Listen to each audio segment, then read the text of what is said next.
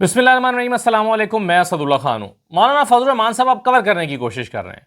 जो पिछले 3-4 दिन में मैंने अल्फाज इस्तेमाल किए, कल की वीडियो में मैंने कहा कि मौलाना को हजीमत का सामना करना पड़ा, शर्मिंदगी और सुबकी का सामना करना पड़ा। पीपल्स पार्टी भाग गई, टाइम पे निकल गई।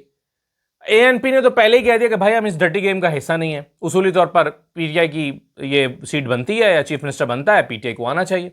एएनपी वैसे ही निकल गई। पीपल्स पार्टी को ख्याल आया बाद में और पीपल्स पार्टी अच्छी बन गई। वो अलग बात है कि मैंने एक्सप्लेन किया था पिछली वीडियो में, जिन लोगों ने नहीं देखा, दो जुमलों में बस दोबारा कह देता हूं कि पीपल्स पार्टी को लगा कि ये मौलाना फजल रहमान तो हमारी जड़ें काट रहे हैं। मौलाना फजल रहमान साहब तहरीक इंसाफ का रास्ता रोकने के लिए हमारा ही गवर्नर हथियाने के चक्कर में है। तो जब बिलावल साहब को यह बात समझ आई और उनके इल्म में आया, आपको यह पता होना चाहिए कि गवर्नर फैसल करीम कुंडी साहब जो हैं, ये जरदारी साहब की नहीं, बिलावल साहब की पसंद है और बिलावल साहब के जोर लगाने से गवर्नर बने थे। यानी जरदारी साहब अभी शेषोपंज में थे, किसको बनाना चाहिए, इसको उसको, नाम फाइनल नहीं कर पा रहे थे। बिलावल साहब ने जरा पुश करके ये फैसला करवाया था। अब कुंडी साहब जो हैं, उन्हीं की सीट हटाने के चक्कर में मौलाना फजल रहमान साहब पड़ गए कि ठीक है जी, मैं ये गेम चलाता हूं, मैं लोग खरीदता हूं, मैं जरा अदालत में जाता हूं, मैं इसको 10-12 दिन के लिए डिले कराता हूं, मैं इसकी गेम बनाता हूं और फिर बाकी काम आप करें। तो मौलाना फजल रहमान साहब ऑन बोर्ड आ गए और वो इस चक्कर में पड़ गए कि गवर्नरी मिल जाए और अगर चीफ मिनिस्ट्री मिल जाए तो क्या कहने, सुभान अल्लाह। तो मौलाना फजल रहमान साहब ने ये सारी ट्राई की, लेकिन जब पीपल्स पार्टी को मौलाना की गेम समझ आई तो बिलावल साहब ने कहा भाई पहुंचो, फौरन जाके हल्फ लो, ये मौलाना तुम्हारी जड़ें काट रहा है, हमारी जड़ें काट रहा है। तो मौलाना की चाल पीपल्स पार्टी को समझ आई तो उन्होंने उसका काउंटर एक एक्शन लिया। अब मौलाना फजल रहमान साहब के साथ हो गया हाथ, हर जगह से, अदालत से भी, और अदालत में बड़े कमजोर पॉइंट ऑफ व्यू के साथ गए थे। कामरान मुर्तजा साहब कुछ और कहते फिर रहे हैं, उनके तर्जुमान असलम गौरी साहब कुछ और कहते फिर रहे हैं, मौलाना कुछ और कहते फिर रहे हैं। बड़ी एक मीटिंग हुई थी जी, सारे नून लीग वाले आ गए, ये आ गए, वो आ गए, मिल बैठे और मुश्तरका तौर पर फैसला किया कि अदालत में चैलेंज किया जाएगा और कहा जाएगा कि गैर आईनी है, ये गैर कानूनी है, ये जो इंतखाब अमल में लाया गया है। इसको गैर कानूनी करार देने के लिए अदालत में गए। अंदाजा था इनका कि जी अदालत है जो चलो 26वीं तरमीम के बाद हमारी मुट्ठी में है, लेकिन भाई अदालत में कुछ तो होता आपके पास। कामरान मुर्तजा साहब की जो राय है आज, वो मैं आपको बाद में सुनवाऊंगा, लेकिन पहले मौलाना फजल रहमान साहब को सुनिए। जब उन्हें अंदाजा हो गया है कि भाई बहुत शर्मिंदगी हुई है, बहुत सुबकी हुई है और कहीं जवाब नहीं बन पा रहा कि ये क्या हरकत की है, अदालत में भी गए, शर्मिंदगी भी उठाई, मुत्तफिका उम्मीदवार भी नहीं था, वज़ीर आला बनवा भी नहीं सकते थे, कोई उस सिलसिले में पहला कदम भी नहीं उठ सका, तो ये अपना मुंह गंदा क्यों किया। तो उसकी आज उन्होंने उसका काउंटर देने की कोशिश की है और बताने की कोशिश की है कि मैं तो बड़ा जमहूरी हूं। तो ज़रा सुनिए मौलाना फजल रहमान साहब आज जो मुफ्ती महमूद कॉन्फ्रेंस में जो गरज बरस रहे थे, उसका एक टुकड़ा सुन लीजिए। मत हारे तो नहीं हो ना, छोड़ो इन बातों को, अब इसकी अहमियत खत्म हो गई है। पार्लियामेंट पे 5 सीटें हैं, 10 सीटें हैं, नहीं है। पार्लियामेंट की अहमियत खत्म हो चुकी है। पार्लियामेंट घर की लॉन्ड्री है अब एस्टेब्लिशमेंट की। अब ऐवान की हैसियत नहीं, अब इस मैदान की अहमियत है, इस मैदान की हैसियत है। यह मैदान जिंदा है तो हम जिंदा हैं, तुम जानो और तुम्हारे ऐवान जाने। अय्याशियां करते रहो, हम तुम्हारे इस तरह के जाली ऐवानों को अपने ठोकर के नोक पर रखते हैं। तो वो कहते हैं कि ये जाली पार्लियामेंट है, हम इस पार्लियामेंट को मानते नहीं हैं और अब हम इस मैदान में हैं। अभी थोड़े दिन पहले तो मौलाना फजल रहमान इसी ऐवान के लिए दूसरों की मखसूस निशस्तें हथियाते फिर रहे थे। अभी पाकिस्तान तहरीक इंसाफ की जो मखसूस निशस्तों की बंदर बांट हुई, मौलाना फजल रहमान लाइन में झोली फैलाए सबसे आगे खड़े थे, यूं झोली करके फैलाई हुई थी कि इसमें भी डाल दो 2-4। नाराज हो रहे थे नून लीग से कि हमारी एक एक्स्ट्रा बनती थी, तुमने एक एक्स्ट्रा क्यों ले ली। केपी में भी मखसूस निशस्तें, 8 सीटें जीते हैं, 10 सीटें एक्स्ट्रा ले ली हैं, बनती एक थी।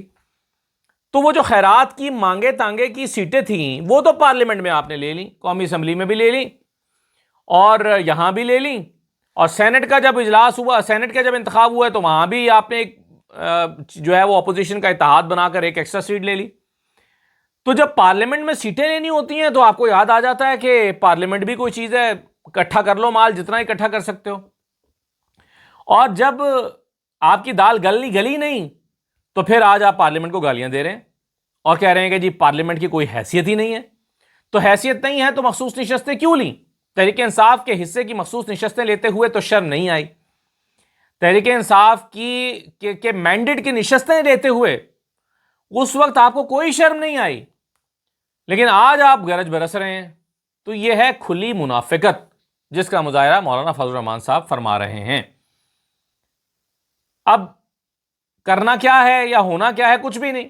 यानी आप कह रहे हैं कि जी मैदान हमारा जो है, ये हमारा मैदान है, इस यहां पर फैसले होंगे। तो कौन सा मैदान और कौन से फैसले? मौलाना फजल रहमान साहब उसी तनख्वाह पे काम करेंगे जिस तनख्वाह पे काम कर रहे हैं, और तनख्वाह बढ़ाने के लिए वो इस तरह की बातें करते हैं।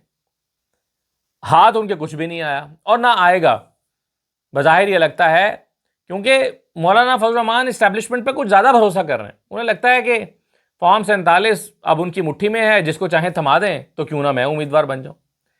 याद रखिए, जिस नून लीग के साथ मिलकर मौलाना फजल रहमान साहब ये अपनी गेम बनाने की कोशिश कर रहे हैं, और अभी खैबर पख्तूनख्वा में भी उन्होंने नून लीग की निशस्तों के साथ कोशिश की कि उनका कोई दाल बन जाए, गल जाए, लेकिन यही नून लीग है जिसने जाकर फैसला साजों से कहा था जब हुकूमत बन रही थी कि बड़े मियां साहब ने दरखास्त की है कि खुदा का वास्ता है इनको हमारे इत्तेहाद में शामिल ना करना, मौलाना फजल रहमान से हमारी जान बचाए रखना।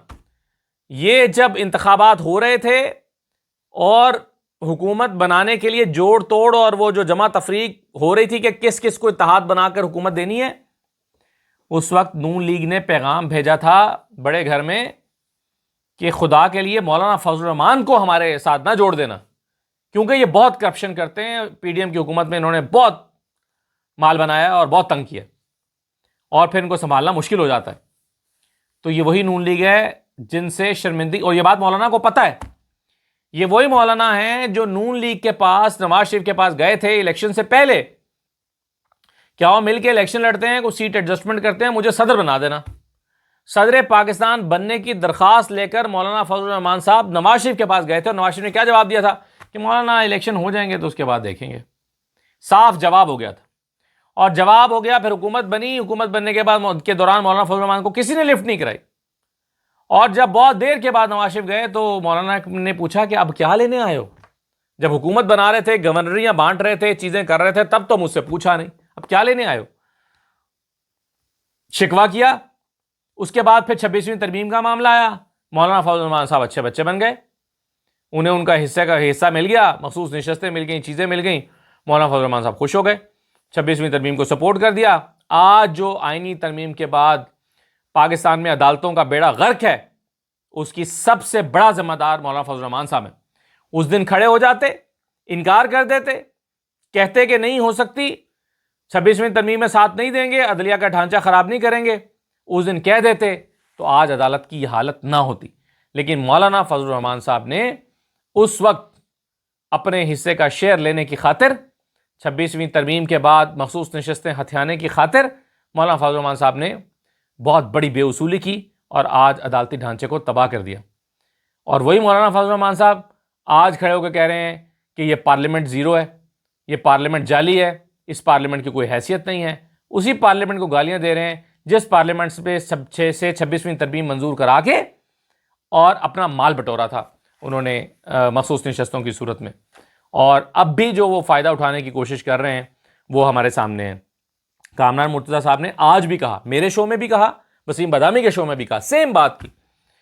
उन्होंने कहा कि मैं मुल्क में नहीं था, मुझसे तो मुशावरत नहीं हुई, लेकिन जिन्होंने आपस में मुशावरत की और उन्होंने अदालत में जाने का फैसला किया, यानी वो कह रहे हैं कि मुझसे मुशावरत की जाती तो मैं अदालत में जाने का ना कहता, क्योंकि इस्तीफ़ा मंजूर करना तो गवर्नर का इख्तियार ही नहीं है, नामंजूर करना। तो कामरान मुर्तज़ा साहब क्या कह रहे हैं, ज़रा इनको भी सुन लीजिए। आप इसी गवर्नमेंट के साथ ही तो एक अपना तरह का कैंडिडेट लाने लगे थे केपी में खान साहब के कैंडिडेट के खिलाफ, and you are the only party जो कि बाकायदा अदालत में गई कि सीएम को हलफ न लेने दिया जाए। हालांकि आपने तो if I am not wrong कहा था कि ये सारा अमल कानूनी है, लेकिन आपकी जमात चली गई कि अमल गैर कानूनी है। नहीं, एक उसमें नहीं था। मैं आज सुबह पहुंचा हूँ, मुल्क में नहीं था। और वो हमारे यहाँ जो है ना, वो शायद कोई सोचने समझने का वो थोड़ा सा वो हो गया कि हम आपस में जो है ना कोई उस पे एक लाइन पे नहीं आ सके। तो वहाँ बाहर आप जब चले जाते हैं तो फिर आपका रास्ते जो है वो उस तरह से नहीं रहते। तो कहीं ना कहीं पे जो ना वो जिस वकील साहब से मशवरा किया गया होगा, उन्होंने फिर मशवरा दिया होगा कि वो हालांकि हमारा तो इतना मफाद नहीं था। हमारे 18 लोग हैं या 19 लोग हैं, तो 18-19 लोग से तो हम जो मर्जी कर लें, हमारा सीएम नहीं आ सकता। और जिसकी भी सोच है कि कोई मुश्तरका सीएम था, वो गलत है। मुस्लिम लीग नून का अपना कैंडिडेट था, सरदार साहब का बेटा था। अब आपने सुना वो क्या कह रहे हैं? वो कह रहे हैं कि जी मैं मुल्क में नहीं था, मैं उससे मुशावरत नहीं हो सकी। बहरहाल जिन लोगों ने आपस में मुशावरत की उन्होंने ये फैसला किया। यानी वो कहते हैं कि अगर मैं होता या मैं मशवरा देता तो मैं कहता कि ना जाएं अदालत के पास। लेकिन मौलाना फजल रहमान साहब की पार्टी, असलम गौरी साहब, उसी दिन जिस दिन सुप्रीम पेशावर हाईकोर्ट के चीफ जस्टिस ने फैसला दिया था और कहा था कि नहीं भाई इस्तीफ़ा तो हो गया और हल्फ लेने का बताओ, इस्तीफ़ा छोड़ो हल्फ का बताओ कब लेना है। तो मैंने पूछा कि अब तो चीफ जस्टिस ने फैसला दे दिया है। तो असलम गौरी साहब ने कहा कि हम इस फैसले के खिलाफ कल अदालत में जाएंगे और इस फैसले को चैलेंज करेंगे पेशावर हाईकोर्ट के।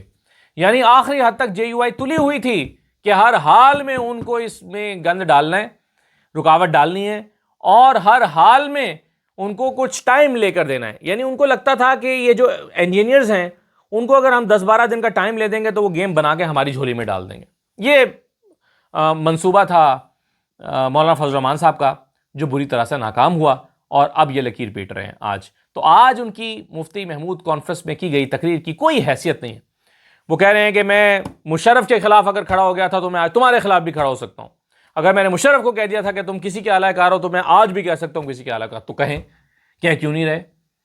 तो ये इशारे किनायों में बात करना, अगर मगर करके बात करना, तो मौलाना फजल रहमान साहब सिर्फ एक जलसे का माहौल का फायदा उठाते हुए जरा कारकुनों का पेट भरने के लिए ऐसी बातें कर रहे थे।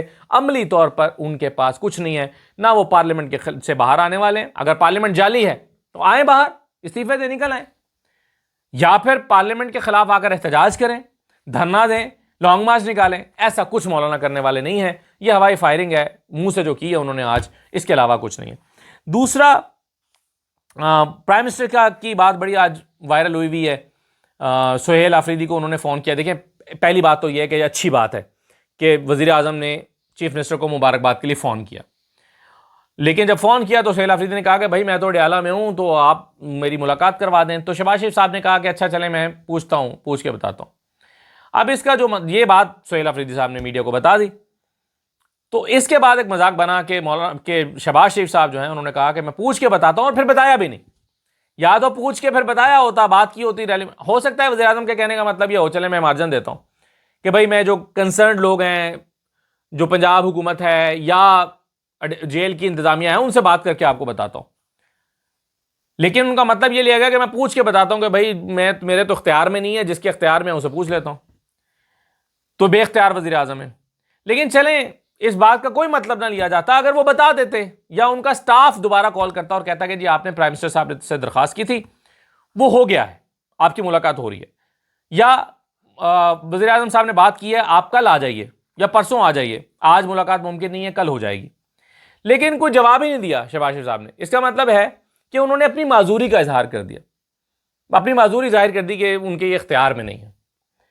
तो चीफ मिनिस्टर की मुलाकात हो भी नहीं सकी वज़ीर आज़म से। अब कल एक एहतजाज होने जा रहा है जिसमें पाकिस्तान तहरीक इंसाफ ने खैबर पख्तूनख्वा भर में एक पूरा हमने एहतजाज की कॉल दी है, इसलिए कि जी गोली चलाई गई और जो तहरीक लब्बैक के कारकुनान हैं या आवाम है उनके ऊपर गोली क्यों चलाई गई। यानी जाहिर है अगर ये जमात पुरतशद्दुद रवैये पर मबनी एक जमात बन गई है, इसको डिसमेंटल करना है तो ठीक है।